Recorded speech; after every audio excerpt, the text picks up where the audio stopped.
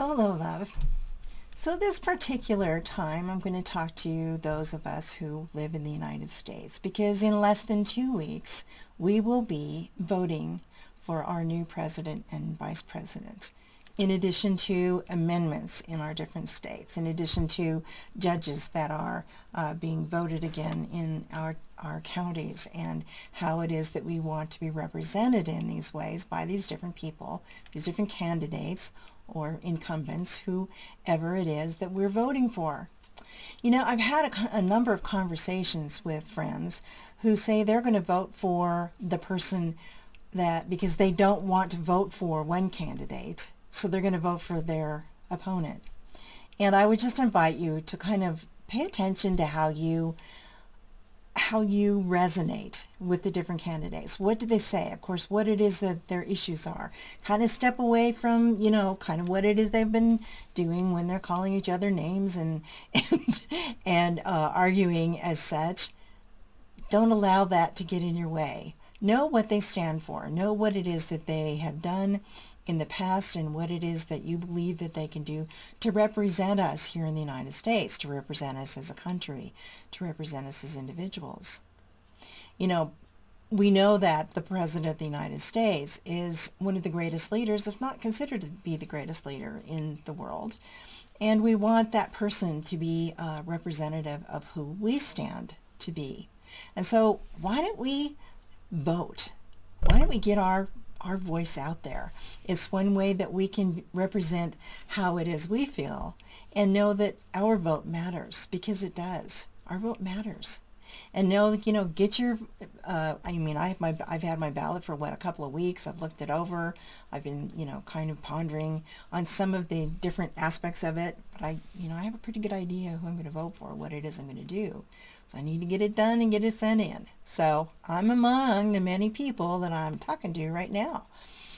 Get your ballot in, because your voice matters. Your voice matters. You matter. You make a difference in the world by stepping into this role of being a voter.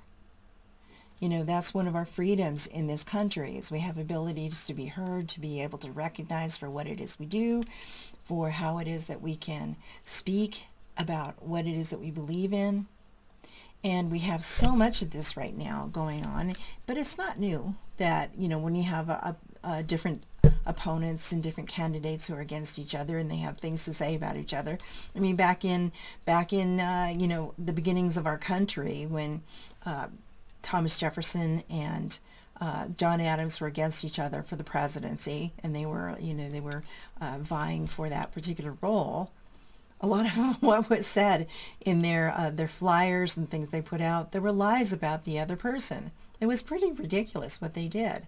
This has always been the case. And if you look in history, for whoever's been in the role of one aspect, whether it's being a king or a queen or whoever it is, or a president or a leader of some sort, there's always somebody that's going to come in and be their opponent, to oppose them in just about any way they can.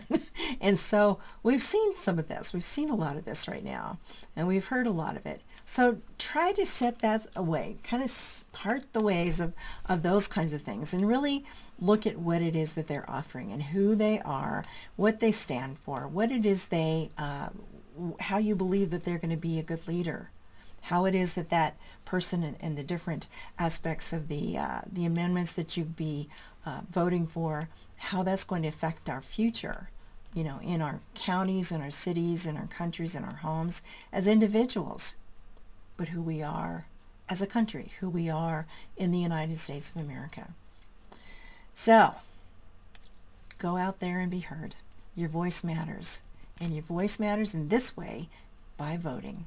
Be a voter. Be proud to be a voter, and know that you make a difference. Okay? So, as you can see, this painting behind me is of Digit, and she's there at Mount Rushmore.